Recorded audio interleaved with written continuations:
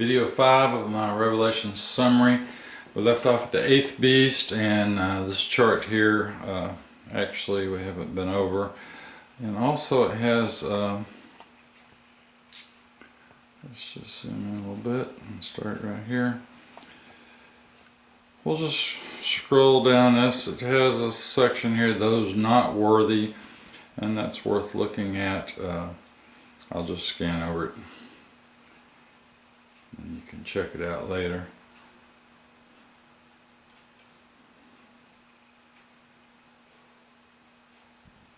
Back up. You can just stop the video and look at it. Let's have a section on Daniel down here at the bottom.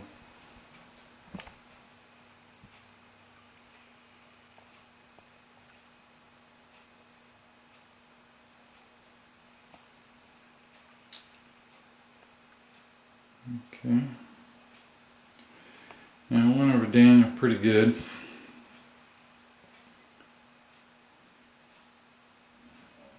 I don't think there's anything we really need to add there. Let's go to the other side. There are some probably good things here we should look at.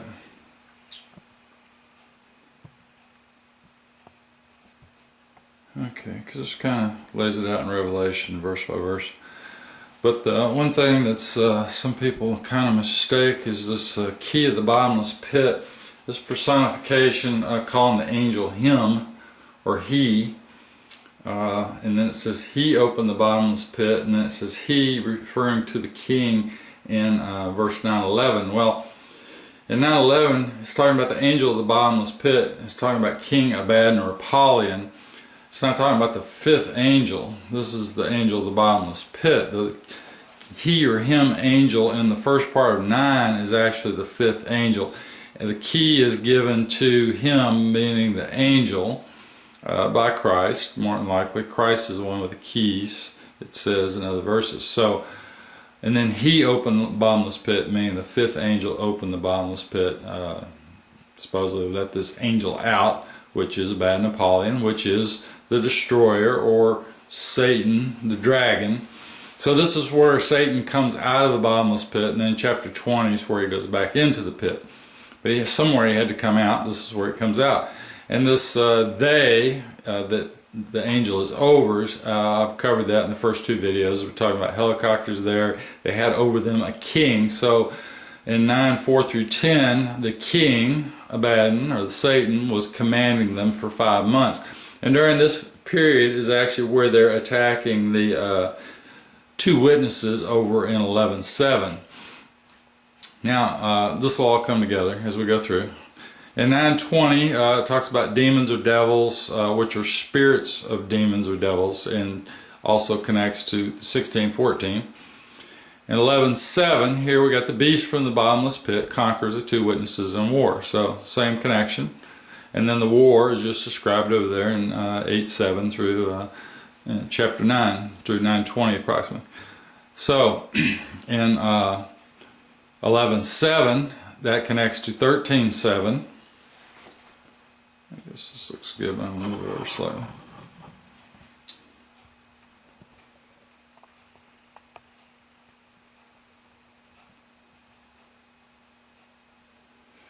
Okay. 11:7 connects to 13:7, which is a beast making war with the saints, the holy people, which are the 2 lamb kingdoms in 13:11. So your beast, I say beast equals a dragon equals banking empire. So the beast is the war machine, the dragon's the money machine, and the money machine controls the war machine. So they're basically the same thing, because it kind of uses them both together in later verses to mean the same thing. So 12:3, your great red dragon murders via war and his angels in verse 7. And then it describes the great red dragon as the old servant, the devil, accuser, deceiver of the whole world, and his angels, which are those demons, okay, or spirits of demons. And then in verse 9, so we're talking about assembly of Satan worshipers, or the synagogue of Satan in a sense, wages war with offspring of the woman. So we're talking about Sarah and the 12 tribes, which are the Christian people as it describes in verse 17. They're people who follow God's law and teach the message of Christ. So 13:1, the first beast possesses 3 empires with 10 kingdoms and 7 headquarters. So they're basically continuity of government. It could be in the same country or different countries in essence, and they probably are different headquarters in different countries. So as if it loses one headquarter, that's when the numbers of the beast change. As it loses either its leadership or its headquarter, it changes from one beast to a number to another. So 13:2 and 4, the dragon or the banking empire gives authority to make war to the beast, which is the military empire. So that's pretty specific as far as deciding that the dragon is the banking empire. Basically that's over in chapter 17 and 18, which we're coming to. So 13:3, the first beast's headquarters, its head, in other words, is destroyed and government is moved to a continuity of government headquarters, which is 13:12. So its head was healed, so it basically just moved over into a continuity of government headquarters and started up again. So that's how it's healed. 13:7, in other words, you know, you don't heal mountains and dirt and all that kind of thing. It was talking about government, military government, basically. So that's continuity of government. That's the best way to describe it. 13:7, the first beast, controlled by the dragon, in other words, conquers the holy people in war. It describes them as saints or holy people in that section there. And it's talking about the holy people over in 11:7. And again in 13:11, the 2 lamb kingdoms meaning Christian kingdoms, Christian empires. Okay. 13:11, it says another beast. It doesn't actually say the second beast, it says another beast. Speaks like a dragon because it is the dragon. So it's the dragon in control of this beast military. Okay, possesses 2 lamb kingdoms. 13:12, the dragon exercises authority of the first beast because it gave it authority. Okay, 13:15 to 18, beasts granted permission to produce. Here again, the beast is under control of the dragon.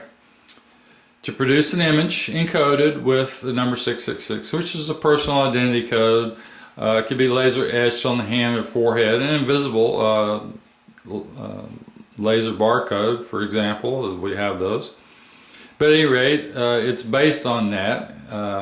It's needed to buy, sell, trade, or travel, etc. 14:9 to 11, any person taking the mark of the beast is thrown in the lake of fire. So it's a choice. You don't have to take it, but it'll be forced on you, and if you don't take it, you'll have your head cut off. That's what it indicates. Move down.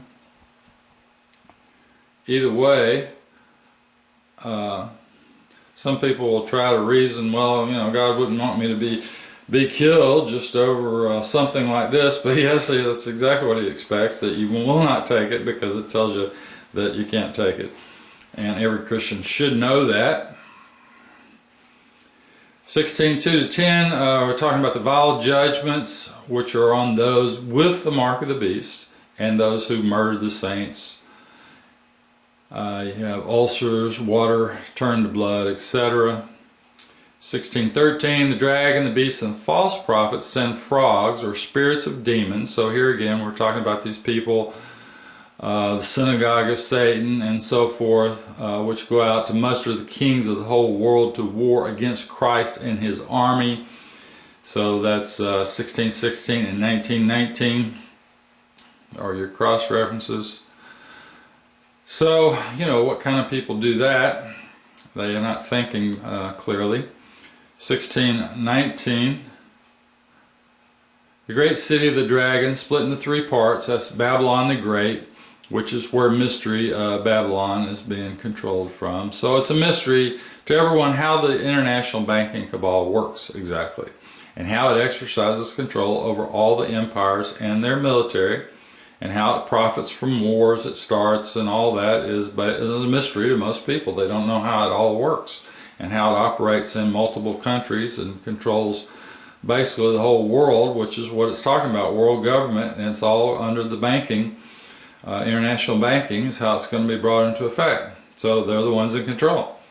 Okay, 17, 7, and 8, beast from the bottomless pit, which is really the dragon, since the dragon's in control, and the dragon's from the bottomless pit. So the dragon from the bottomless pit is the culprit who carries Babylon the Great. Okay, so in other words, the banking is what makes it all, ties it all together, makes it happen. The headquarters of the dragon, or beast, is conquering military empire, following orders from the dragon. So I probably didn't write that as well as I should have. But the beast is a conquering military empire. That's what a beast is. It's following orders from the dragon. It's being funded by the dragon, so forth. Its main goal, purpose, is to destroy the holy people. That's in reality, that's what the whole thing is, and that should come into light as you read through this. Money is a means to an end. It's used for bribery, to deceive others, help it achieve its goals, so it bribes politicians and whoever it needs to make things happen. Still, it needs a false prophet to get those in the church to follow along, because they have the power to stop it. In reality, if they stood up and did the right things and didn't participate in the wars, because it still needs people to run the war machine, so you still have to deceive these Christian people to get them to go along. Now, the beast that is basically the first beast. It really doesn't matter how this plays out exactly. This is for historical reasons, because frankly, once all this starts, we're talking about world war, and no one's going to be arguing about which beast, who's in control, and all this kind of thing. This is all for history.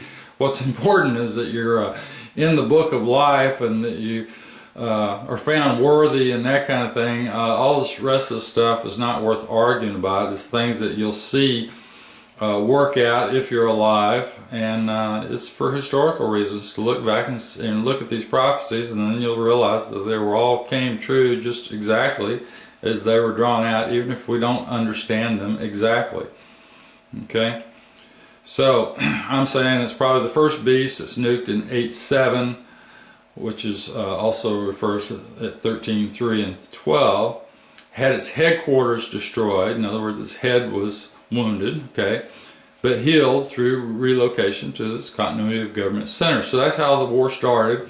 There was a nuke in 8:7, and the response was more nukes. As empires are conquered, control of their military transfers to the dragon at various heads or military headquarters.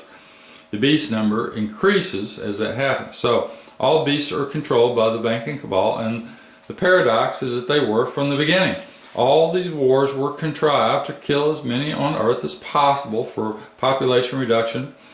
So ultimately it'll be easier to control these people who remain, and everyone will accept whatever peace is offered, and the concept of no more war, which is what they'll be talking about, as long as the dragons run the show. Everything will be, everybody will be happy as long as the dragon's doing it, right? However, the destruction of the holy people is the #1 goal for the banking cabal, and Scripture plainly backs that thought up. So, since when has any church taught this thought and named the names of those responsible? Wars are started by terrorist acts and finger pointing. Basically, they're just, we see it on TV, and they say this happened, we found this evidence, and off we go, and 10 years of war later, trillions of dollars, and we're still fighting. Okay, so 17:13 to 17, dragon appoints 10 kings to wage war against the land, but when they finally realize their rulers are psychopathic murderers intending to kill and destroy anything and everything to achieve their goal, no matter how many people have to die, once they realize they're going up against Christ himself, they finally wake up when the Spirit of God overtakes them and carries out His intention. So basically Christ shows up and ends it, and that's it. It's basically that simple. The dragon's headquarters is destroyed, and then his entire military. 17:18, Babylon the Great, the city, dominates over all kings. So world government, okay, exercise authority to muster them to war using spirits of demons, which I'm saying are these people most likely who are the synagogue of Satan that's making things happen in real time. So it didn't start the wars to dominate. After it gained control through the banking system, then it started the wars to cull the world's population and take control of the holy people. Okay. Now 18. Let me back up a little bit. So let me get the rest of this.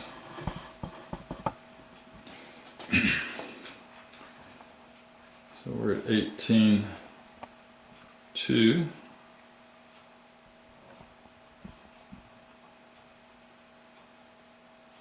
Alright, so Babylon the Great hasn't fallen back in 1619 or in 1711, where it's talking about the 8th beast, or 1716 or 18:2, if in verse 4 God's calling for my people to come out of her before he destroys it. So you have to look at this as a cumulative teaching. Things don't happen necessarily exactly when they're described. A lot of times you get more description of the events, and we saw that in Daniel later on, and then it backpedals and gives you more information, so you have to look at it as a cumulative thing. Alright, so the scripture format of Revelation basically is a preview of the event, and then it's the result of the event, which is judgment, and it's a cumulative teaching. 18:7, I sit a queen and shall never cease suffering, which is, I'm saying, is London, England, where the banking, international banking is being run from. And even if it's run from a different city at that point, I don't think it will be. I think it'll still be in this specific place is what will be end up getting the judgment. So there are cross references there as well. Explain that. 18:20, Babylon the Great is judged for murder of the saints, the apostles, and the prophets, and all murdered upon the earth. Most of the war, and there are your cross references. Now let's see, 19:18. Yeah, I guess we can see that good. Move this line. 19:18-20, conquering military empire destroyed along with all who participate from the bottom to the top. If you were deceived, it's on you. All you have to do is read the book, meaning Revelation, pray to be enlightened to its meaning.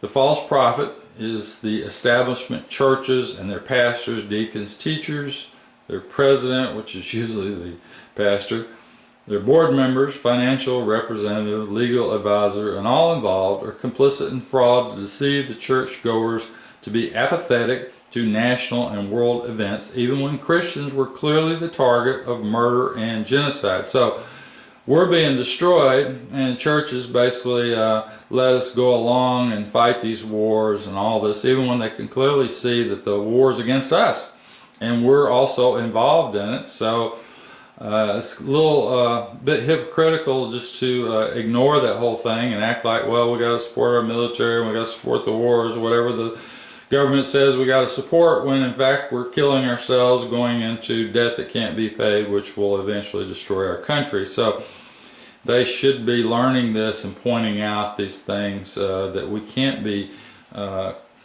actually supporting these kind of wars of aggression, things like that. So they should be on top of this, but they're not. So most Christians just don't have the critical thinking skills when it comes to the Bible. In reality, I think they might if it was laid out a little better. It's just that they listen too much to pastors without using their critical thinking skills to say, you know, hey, this just doesn't make sense, and to challenge false teaching is what they really should be doing. I think that's what I want to say. Let's look at the last part. 2:20, dragon equals the old serpent, devil, Satan, sealed in the bottomless pit after his release in 9:1. So here again, it defines the dragon in 22, same thing as it was back in chapter 12.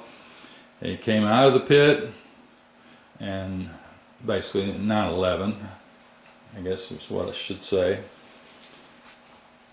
But it started that in 9/1. So he came out of the pit in 9/1. It also refers to 12:9. And then he goes back in chapter 20. So in 28 through 10, Satan is released after 1,000 years and deceives all heathen nations.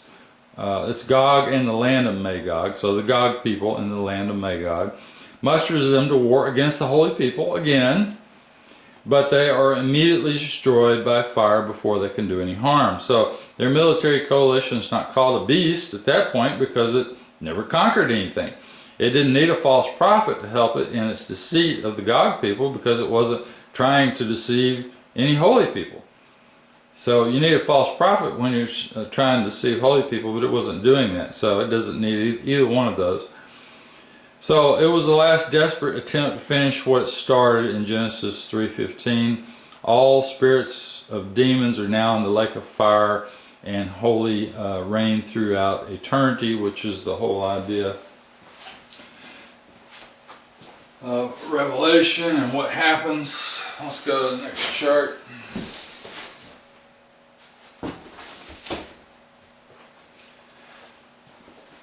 So here's my timeline.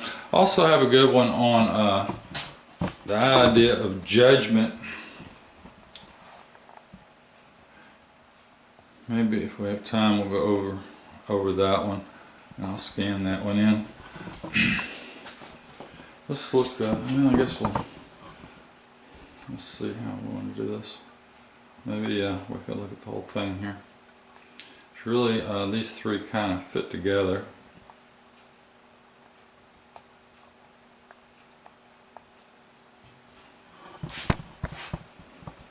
Back slightly.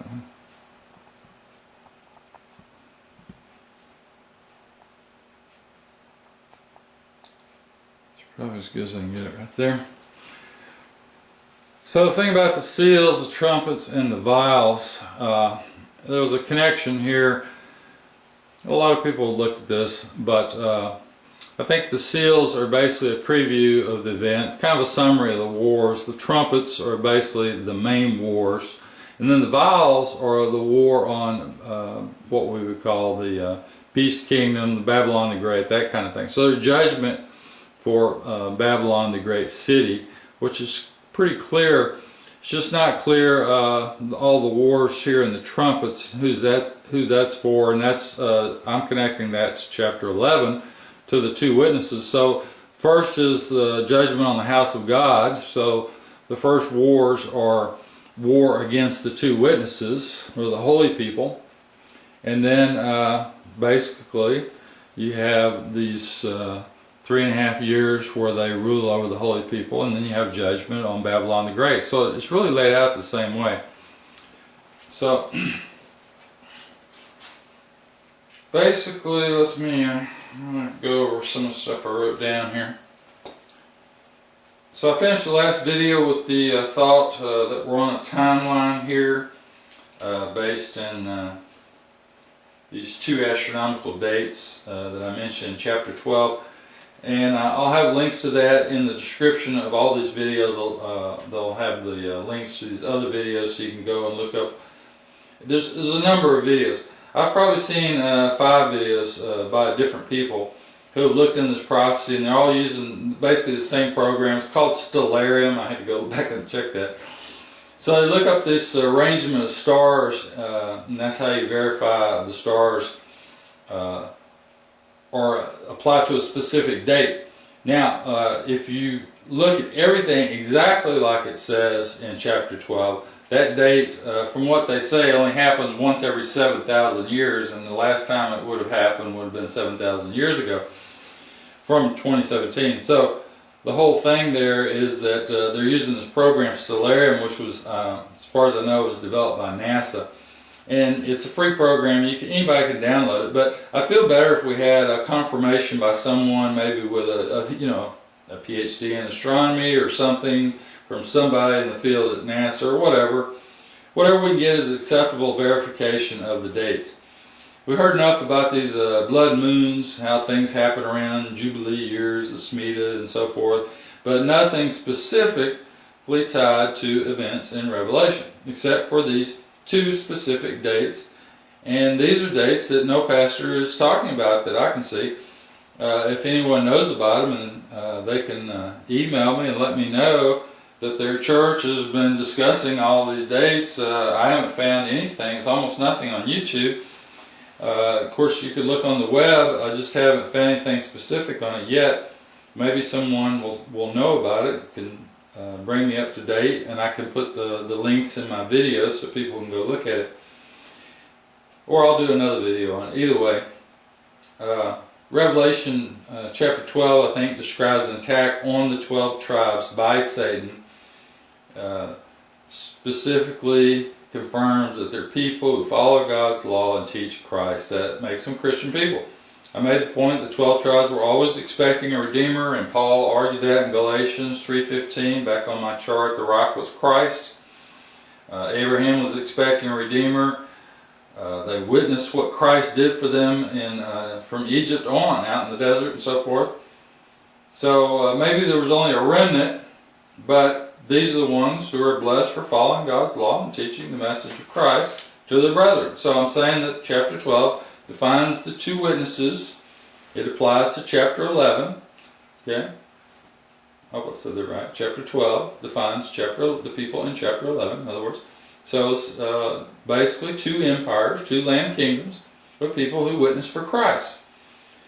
That's why they're called two witnesses. So they might have strayed away from their foundation, but Christ will judge them briefly and bring them back into line, set up the ones who are found to be worthy, and make them administrators of His law from then on. So the fact they're called two witnesses, and in 13 and 11, two land kingdoms, is enough to put it together that there are two kingdoms that witness for Christ.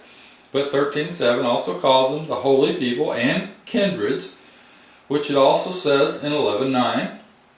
And that ties them to the 144,000 in chapter 7, and in chapter 14, the conquerors and so forth. All these things ties it all together, as I pointed out before. The only people mentioned in Daniel chapter 7 are four empires, and then the saints or the holy people. So here again, the saints or the holy people in Daniel must be these listed as the two witnesses, the holy people over here, in 11:7, 13:7, and so forth. So the first actual description, though, of a beast that's specific to a group of people is also the two witnesses. So let's look at that. A beast is a military alliance between nations that conquer other individual nations or other empires in war, which it says in Daniel. So that means it has a very large and successful military with technology that's better than others. Okay, so they call it a military peacekeeping force. That's what they always like to call it. So the two witnesses are two groups of holy people who consume their enemies in war. That's what it says, chapter 11. If you looked up all the cross references I gave you, then you'll see they're called families, as in kindred tribes and nations, countries, or kingdoms. And the war is laid out there in this trumpets, 8:7 through 9:19 approximately. Okay, that's where the war on the two Christian empires is laid out. So when two nations form an allegiance to make war for self-defense, they qualify as an empire. An empire becomes a beast when it makes war either for profit or for things other than self-defense, I suppose, but mainly wars of aggression. So maybe the two witnesses are only being counted as one empire. That's why it only shows four in Daniel, or it's really one empire in control of the other empire is the way it actually is. It's the London, the UK, in control, that empire in control of America, which is our empire. Okay. So in Revelation, though, it counts them by how many kings they go through, or when it changes from one headquarter to the next, that kind of thing. So you can look at it one way or the other. And like I said, it'll be easy to figure out after the fact, but it's not going to matter to anyone by the time you're in all that, in the middle of it. Who's right and who's wrong is not going to matter that you're off on some little point. What's going to matter is that you're written into the book that says you're worthy, or that you had that seal of approval stamped on you, as it says in Revelation. So let's look at the timeline. And then we'll also see if the New Testament substantiates the two witnesses theory that they're the house of Israel and the house of Jacob. So, we'll clearly establish the connection between the two witnesses and the holy people, which are the 12 kindred tribes that follow God's law and teach Christ, and have been since Christ came the first time. I'll show you my logic, how this connects in the wars, and who the first beast is, and so forth. The white horse clearly refers to Christ with his armies in 1911, but those armies are the same ones conquered by this beast over in 11:7, defined as the holy people in 13:7. So that's where those armies in 1911 came from.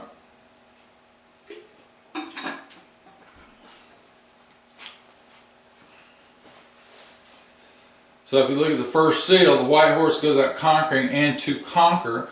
That's where I say is your two witnesses consuming three beasts. I'll tell you what, let me just get a little closer in on this. I don't know how it's going to look. People's computer, TV, whatever they're watching on. So we'll just scan down this and go to the next section. Now, in the second seal, when you're given authority to murder via war, then you're a beast, empire, and we see Satan as the one giving authority in chapter 13, 4, and 5. So, the black horse, I say, indicates a banking collapse, and that's how the two witnesses were conquered. That's the third seal. And then, basically, they waged a 3.5 year campaign against the lion, bear, and leopard empires, and they won initially by dropping nukes on strategic targets, which creates massive depths to keep the war machinery going. Okay, slide.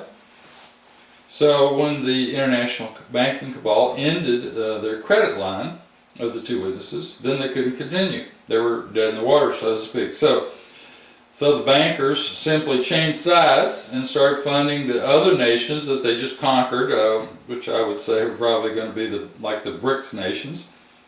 And then they had everything they needed to fight back against the two witnesses and come back and conquer them. So in the middle of the war, they pulled the plug on them financially. So since none of the bankers live in this country, and in fact are the ones responsible for getting our country trillions of dollars in debt to them in the first place, by basically establishing a central banking system in our country contrary to our Constitution, and then getting all these wars agitated and everyone fighting each other so they could create trillions of dollars in debt, not just for us but for others as well, having to defend themselves. When they call in the loans in the middle of World War III, it's not treason to them, because they don't live here. Okay? So after all, the USA didn't have to pass the Federal Reserve Act in 1913. They didn't have to use the money of the Federal Reserve, which was a debt-based currency. We could have made our own money according to the laws laid out in our Constitution. I think that's what JFK did, actually, and it might have been why, main reason he was killed. You can look into that, about the money he was putting in circulation. So, could have made our own money according to laws laid out in our Constitution 100 years ago when this Federal Reserve Act was passed. It was our Congress, Senate, White House, etc. that actually sold the USA into slavery to the international banking cabal. And nothing's changed yet, but it will soon. So let's look at the fifth seal. The martyrs are the people who have died for the message of Christ in the past. I guess we better roll down.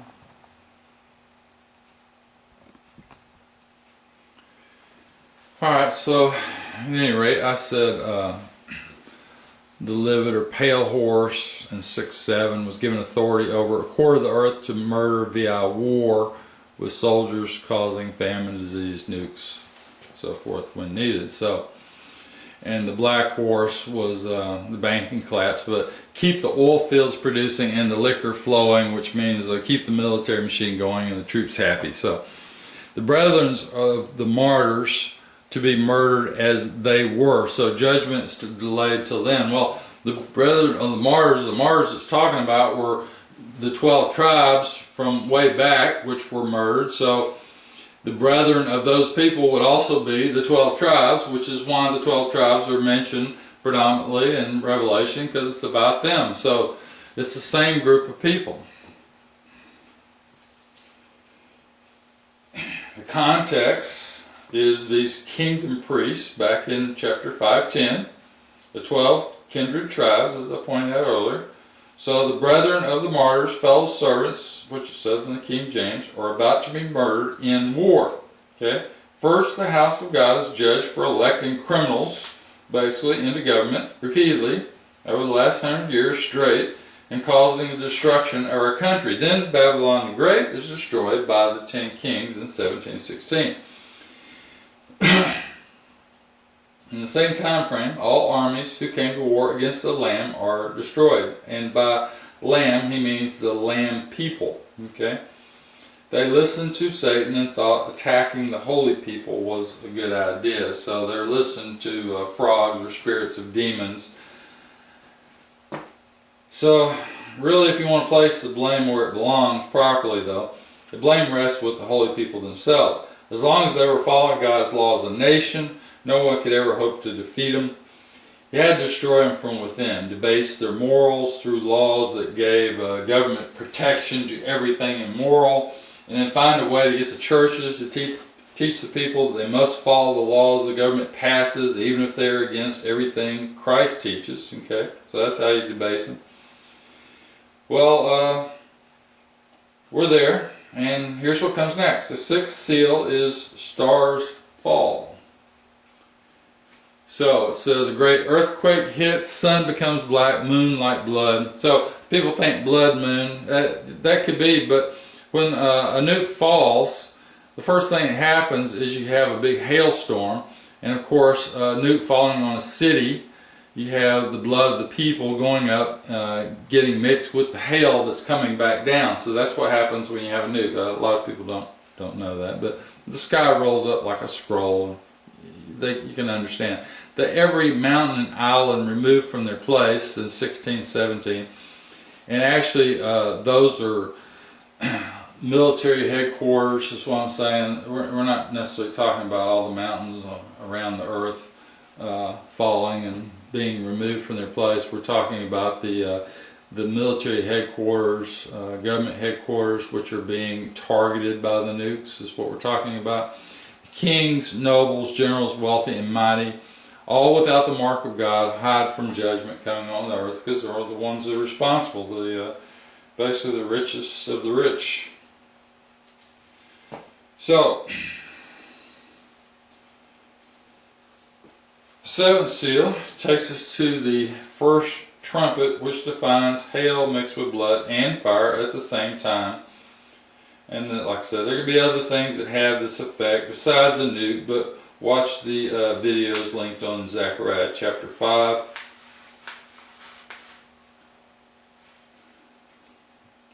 Let's if this is a 3.5 year period as mentioned in chapter 11, and it's defined as these two witnesses,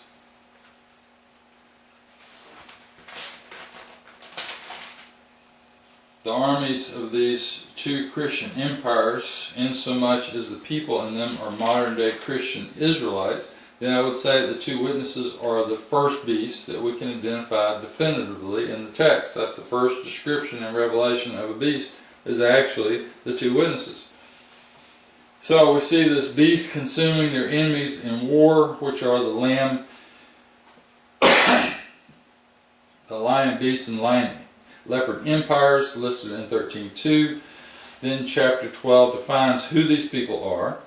Chapter 11, the 2 witnesses had 3.5 years to make war, and in chapter 12, the dragon Satan has 3.5 years to persecute the 12 tribes. Okay, casting water out of his mouth after the 12 tribes in 12:15 means the same thing we defined it as before on the 8th beast chart. So, it's talking about people, casting people, the sea of people, in other words.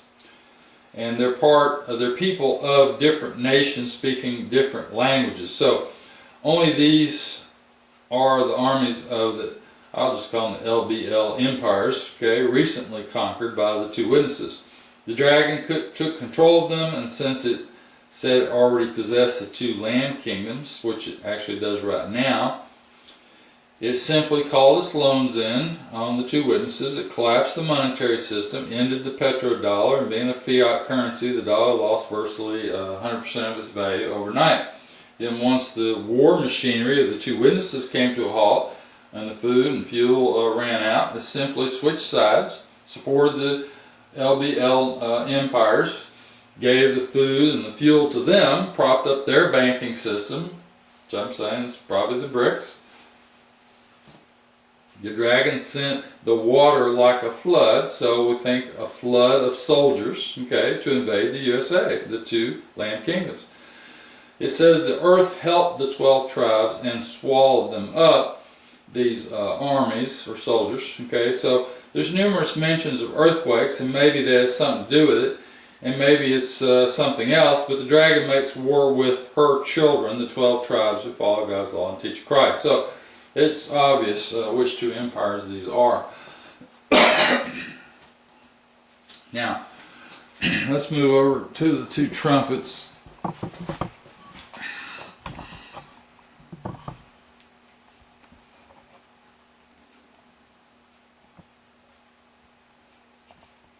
So we've kind of gone past all this. But basically the first trumpet in 8/7, that's the beginning of the first woe. Hail and fire mixed with blood. So at the same time, that's a nuke. I'm saying it's also described in Zechariah 5, and I'll have videos linked. The fact that no star fell in 8/7 versus the other ones, which indicate great stars falling and so forth, then I would say this is a terrorist attack on the 2 witnesses who consumed their enemies in 11:5, and which are their enemies are the 3 empires in Daniel 7. So it's a limited nuclear exchange over a 3.5 year period. That's what it's describing here in 8/7 up to 9. So if the no star fell, then the nuke was planted somewhere or put in location. So it didn't come down at the tip of a rocket, in other words.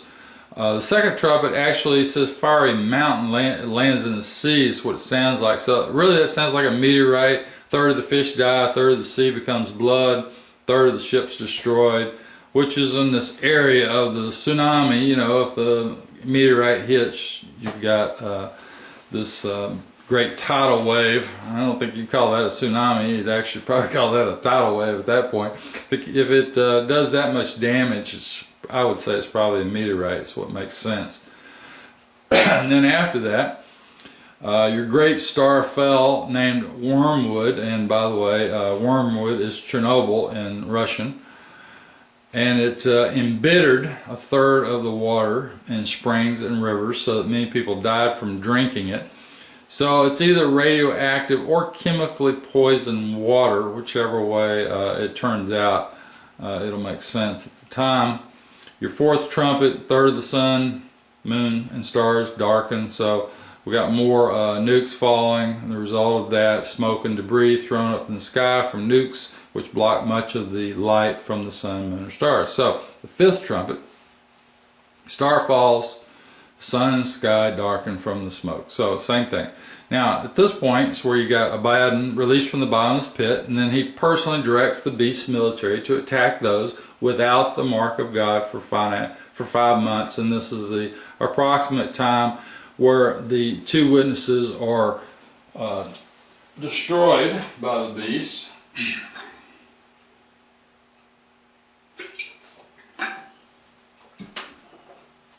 I have to drink a little water here as I go along.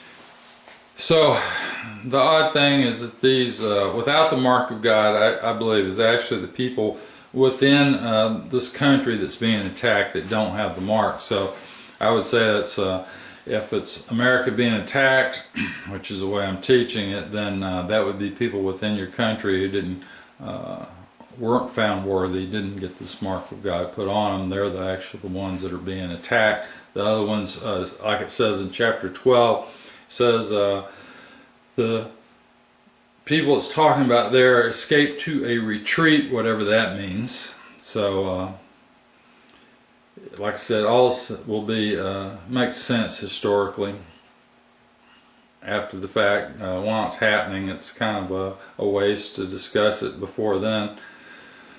And during the time that's going on, it's a little late. That's why we have to look at it now and think about it. So the sixth trumpet, a third of the mankind killed in the main battles, and this looks like conventional warfare by the time we get to 9:13. So I say these dates then in chapter 13 apply to chapter 11, which is where these two lamb kingdoms, the two witnesses, are conquered, and those dates hopefully are correct. Everybody that's looked at them so far agrees that they apply to September 23rd, 2017 and December 13th, 2017. So that's the beginning of the second woe. So you got 5 empires, leopard, bear, lion, and the 2 Christian empires, which are the first or the fourth beast, either way you want to look at it. But they're now controlled by the international banking cabal, using a military coalition government under martial law for approximately 3.5 years. All take the mark of the beast except the conquerors. Oops, I guess I should have.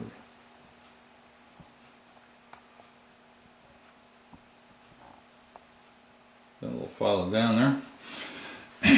So, in the 7th trumpet,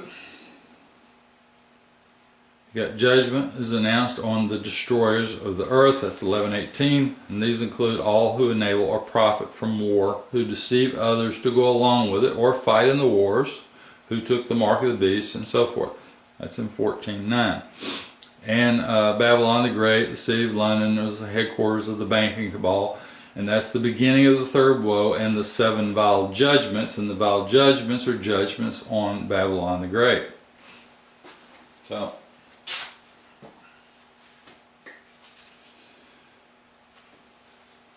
let's go back to what was the deciding factor then that made the armies of the 2 witnesses go after these 3 empires, which I would say would be Russia and China, and no telling how many countries all total, since it's a coalition army. An empire is multiple countries working together. So the war was the first trumpet, which I described, no star fell.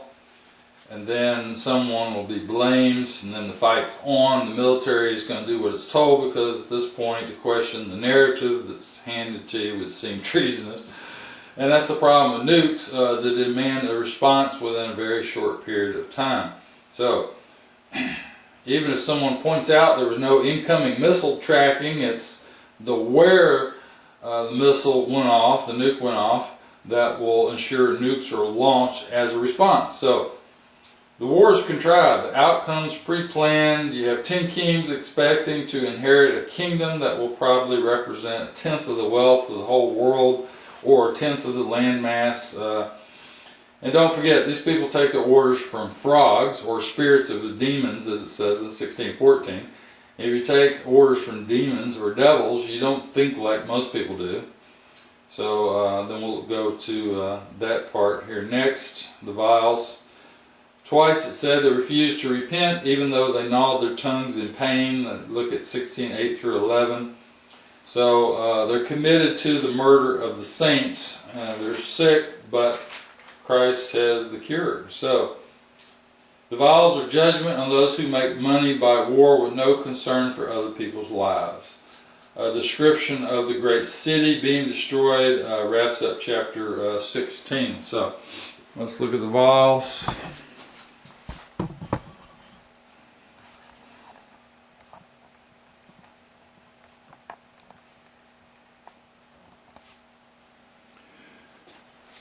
So it says, all who took the mark of the beast develop a loathsome and foul ulcer. So that's the same idea as radiation burns from nuclear war. So in other words, they caused this nuclear war over here, and now they're being judged for it, and the same result, they're getting the same result as that they made over here in the trumpets. The fish and the sea die, sea turns to blood, rivers and streams turn to blood. So judgment's announced on Babylon the Great, the concept of being judged according to your deeds. So that's what the vials are about. Sun scorches mankind by fire, which is the same result they cause on the other 5 empires.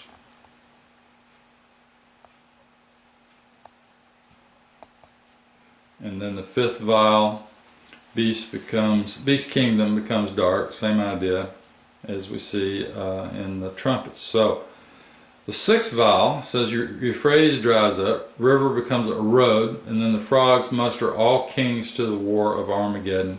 And like I said, they're not thinking clearly because of who they're listening to. They're just in it for the money and for the power. And then the 7th vial is where Babylon, the great city, was split into 3 parts. The greatest earthquake ever, 57-pound hail, that's how it's described. Cities of the nations fell, hills and islands not found. Here again, we're talking about government and military installations. All military fortresses and headquarters destroyed, above and below ground continuity of government headquarters, which I name COG on here. So let's just end video 5 at that point, and we'll come back with the conclusion, and then we'll scan over this judgment chart, and which is also kind of a conclusion there, and that will kind of summate all this, and then we'll go back and look over some of these charts. We'll go to the New Testament, and hopefully we can wrap it up. So let's stop there.